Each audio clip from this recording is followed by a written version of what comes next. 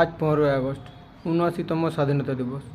এই ৭৯তম স্বাধীনতা দিবসে সমগ্র দেশবাসীকে এবং ভারতবাসীকে শ্রদ্ধাপূর্বক শুভেচ্ছা জানাই।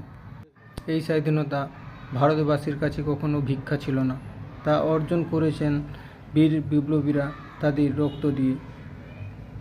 আর এই স্বাধীনতাকে আজও রক্ষা করে চলছে আমাদের দেশের জওয়ানরা তাদের প্রাণ বলিদান দিয়ে। তাই সকল বিপ্লবীদের এবং ভারতীয় জওয়ানদের জানাই শতকোটি প্রণাম।